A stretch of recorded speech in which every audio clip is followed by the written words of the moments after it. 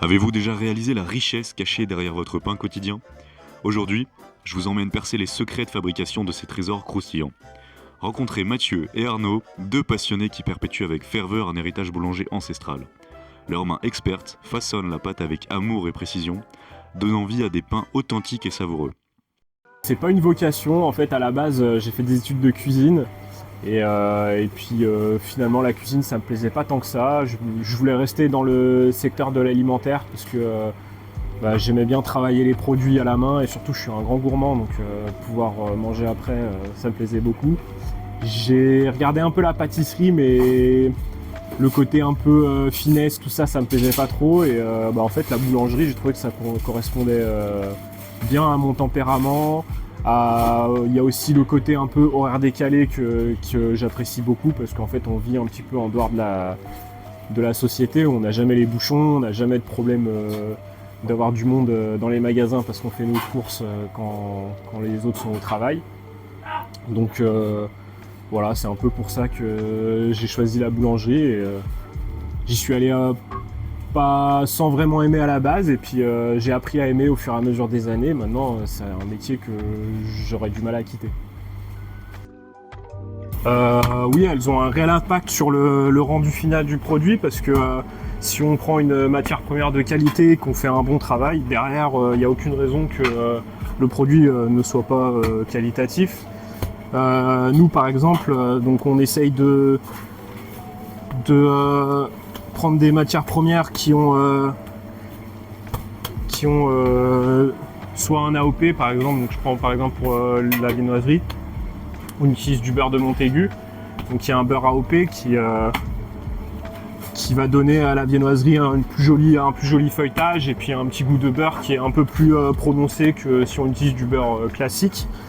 Ensuite au niveau des farines, nous on utilise des farines 100% françaises, issues majoritairement de la région Bourgogne-Franche-Comté pour rester au plus proche de notre boulangerie. Donc on essaye d'aller chercher au plus proche. Et souvent voilà, quand on lance un nouveau produit, on essaye de trouver des ingrédients qui permettent de se différencier des grandes surfaces qui vont utiliser des matières premières peut-être un peu moins qualitatives ou qui viennent de plus loin. Allez, tu m'as dit on prend comme ça. Hop, je fais un peu comme ça, on fait un autre là. Oh là, je la vois pas vraiment parce qu'on fait pas les mêmes produits. Clairement, nous on est vraiment sur des produits artisanaux qui ont un vrai goût, qui ont une histoire à raconter. Alors que la grande surface c'est plus, comme j'ai dit, pour dépanner, pour le côté aussi un petit peu économique parce que c'est vrai que le travail artisanal c'est pas au final le même prix qu'en grande surface. Mais quand on goûte un produit de grande surface et un produit qui vient de chez un artisan, il y a une telle différence que est-ce qu'on peut encore dire que c'est le même produit et que du coup on se fait concurrence? Moi je suis pas forcément convaincu et c'est pour ça que je pense qu'on a deux publics différents qui viennent chercher deux choses totalement différentes. Et voilà, et nous notre but c'est vraiment de se concentrer sur la qualité, le goût et la satisfaction du client, de lui proposer quelque chose qui sorte un peu de ce qu'il peut trouver ailleurs, qui sorte un peu de l'ordinaire. Ok. Pas du tout la main. Ouais, enfin c'est. Tu tires un peu la pâte. Ouais, ok, d'accord. En fait, c'est que c'est vraiment un rabat comme ça. Ok. Même si c'est un monde qui est intéressant, je pense que c'est totalement différent de la boulangerie artisanale. Moi j'aime la boulangerie artisanale tout d'abord pour son côté humain, parce que on travaille souvent avec des équipes plutôt réduites. Il y a une meilleure transmission du savoir-faire, une meilleure valorisation du métier, qui je pense est moins prononcée dans des boulangeries de grande surface. Moi j'aime bien. J'ai commencé le métier dans une boulangerie artisanale, il y a des gens qui ont pris de leur temps pour m'apprendre des gestes, pour m'apprendre des techniques, me faire comprendre des choses. Et je ressens le besoin maintenant que ça fait 10 ans que je fais ce métier, de transmettre à mon tour mes connaissances. tout en continuant à apprendre, parce que je pense que le métier de boulanger, c'est toute une vie d'apprentissage. Et même je pense qu'une vie ne suffit pas pour avoir toutes les connaissances qui existent sur ce métier-là. Alors la différence, elle va se faire sur plusieurs critères. C'est les critères qui font qu'une baguette est de qualité ou est de qualité inférieure. Donc déjà on va regarder la cuisson. Donc nous on est partisans du pain bien cuit, parce que c'est la cuisson qui va développer les arômes de torréfaction, qui va amener de la longueur en bouche quand on va déguster le pain, et puis ça va amener aussi du croustillant, et puis la cuisson va amener aussi également une bonne croûte, ce qui va permettre d'améliorer la conservation de la baguette, parce que la croûte empêche la baguette de sécher. On va l'ouvrir et on voit qu'à l'intérieur on a des alvéoles qui sont irrégulières, et on en a un grand nombre, donc on voit que ça c'est une baguette qui a bien fermenté et qui va avoir une meilleure digestibilité et un meilleur goût, parce que le goût se développe pendant la fermentation. Et donc ensuite on voit que la mie est plutôt couleur crème, elle n'est pas blanche comme on peut trouver dans les pains de supermarché. Donc ça veut dire qu'il y a eu un pétrissage qui est pas très important, et qui permet de conserver une bonne mâche. Ça c'est une baguette, si on la mange, normalement on n'a plus faim après, quoi. Alors que souvent quand on mange du pain de supermarché, ça cale pas beaucoup. Je pense que c'est principalement une solution de facilité, parce qu'on est au supermarché, on fait les courses et allez hop, tiens, on prend le pain au passage, et puis ça évitera de faire un détour par la boulangerie. Après, je pense que les Français ils sont très attachés à leur boulangerie. Nous quand on a ouvert, on a regardé un peu les études, et la boulangerie est le commerce le plus visité par les Français. Les gens ils y vont quasiment quotidiennement. Donc voilà, les supermarchés font du pain, on va dire, pour dépanner, et puis ils se cachent pas non plus d'avoir une qualité un petit peu inférieure, mais ils ont également un prix qui est inférieur. Mais je pense que principalement ils vendent du pain parce que les gens en profitent, ils sont là, c'est la facilité d'acheter son pain en même temps qu'on fait les courses. Oui, là j'en ai une qui me vient comme ça, je travaillais avec un ami dans une boulangerie, lui il était de l'après-midi, moi j'étais du matin, et donc, en fait son travail c'était de faire le plaquage de la viennoiserie l'après-midi. Donc plaquer, c'est mettre les viennoiseries sur plaque pour que le lendemain on ait juste à les cuire. Et en fait un après-midi il est parti en ayant oublié de faire ça, donc nous on est arrivé le matin, on ouvre les chambres froides et du coup tout était vide.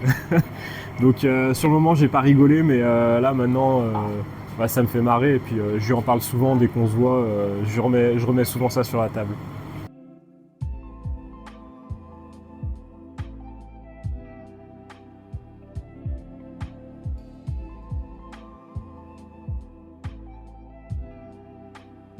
Okay. Et après du coup là tu l'enroules sur le moule. Ah oui, c'est un peu comme pour les pâtes à pizza sur le truc. Oui. Donc tu vas un petit peu. Allez, tu vas tirer. Là change de côté pour prendre un écran, comme ça tu remets le milieu.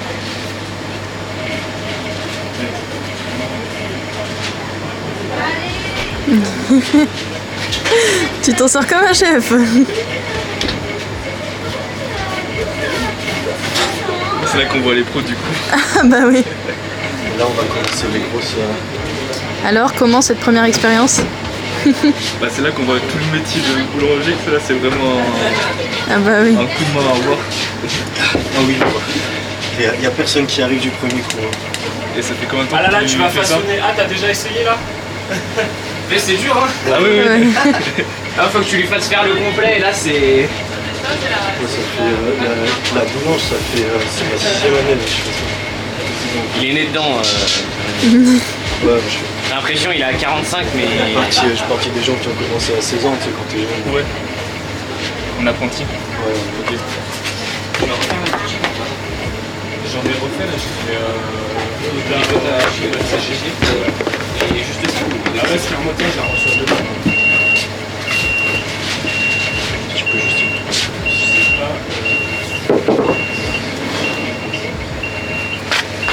c'est la patate. 1 kg 3. Tu veux essayer de peser ou non? Vas-y. Tu découpes. Et hop, tu poses. 1 kg 3 il faut.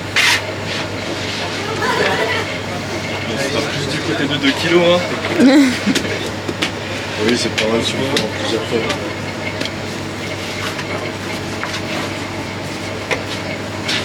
Ah ouais, c'est sympa. Ok.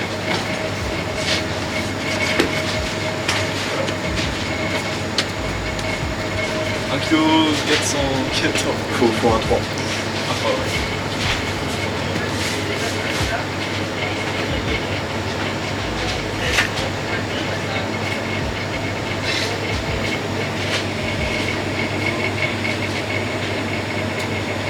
C'est pardonné. Et là, Bah, du coup, après, t'embête pas, hein. Franchement, là, c'est 2 grammes. Là, après, avec la corne, tu prends par en dessous et tu le poses juste ici.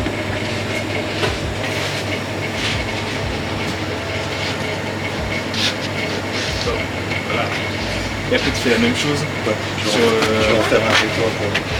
Là, comme c'est la forme finale, là, faut que ce soit correct. Là, il va appuyer ça. Là, c'est pas dérangeant, parce que c'est pile de temps. T'aplatis un peu. Pareil, un peu. Tu fais un là-bas. Encore. Ok. C'est un carnage. Faudra pas. Frotte-toi un peu les mains. Prends de la farine et frotte-toi. Ah ok d'accord, c'est pour ça. C'est ouf. Ça fait, ça je pense c'est un couplet. T'as pas l'impression de faire un stage de 3ème là Ça, par ouais, je hasard? pense qu'il avait coincé en Prends dessus comme ça. Ok. Quand tu fais un peu comme ça, ça va. Ah oui, du coup, il y a un seul Ok. Pareil, Après tu replies au milieu. tu retournes. Hop. En fait, ce qui est très important dans ce pain, c'est de pas déchirer la pâte. Ah ouais, ok. Et après, Ouais. comme le même principe que la boule tout à l'heure, tu roules. Il y avait tout pour nous là. Ça, tu n'y arriveras jamais. Comment la pâte sur les doigts? C'est aussi ça qui est.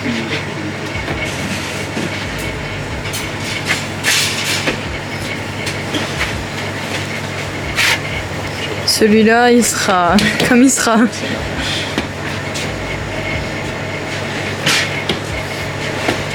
Ça, on a dit. Tu fais un rabat. T'as enfourné tes baguettes là ou pas? Tu ramènes au milieu, en fait, c'est tout comme ça. De l'autre côté, après, tu tournes là. Tu tournes ton bâton. Non, Ah ok. D'accord. et là, Monte au bureau moi si vous me cherchez. c'est pas trop mal. Là, du coup, comme je te disais tout à l'heure, ça, tu ramènes au milieu et en fait, tu vas l'enrouler sur une. Ok.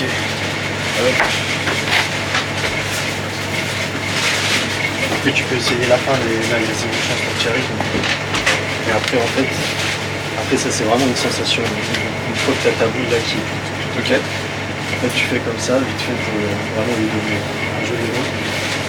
Et quand tu fais ce mouvement, c'est en fait, tu as la pâte qui se met en dessous, petit à petit. Et quand tu la fais tourner, ça fait ça. En fait, en gros, pour que tu comprennes, genre, quand tu fais ça, ça fait ça, mais en plus petit. Et du coup, à la fin, en gros, t'as ta boule comme ça. C'est ce que ce mouvement-là fait à la pâte. C'est une fin de vidéo. Merci à tous d'avoir regardé la vidéo. C'était le premier épisode. J'irai faire un tour chez mon artisan, Julien. Si vous voulez plus de vidéos comme ça, vous savez ce qu'il vous reste à faire. On like, on commente, on s'abonne et on partage en masse les vidéos parce qu'il va y en avoir de plus en plus et de meilleure qualité. Voilà, le matériel s'agrandit et s'améliore avec le temps. Voilà, Adrien investit énormément en ce moment, donc faites-lui plaisir, abonnez-vous et partagez.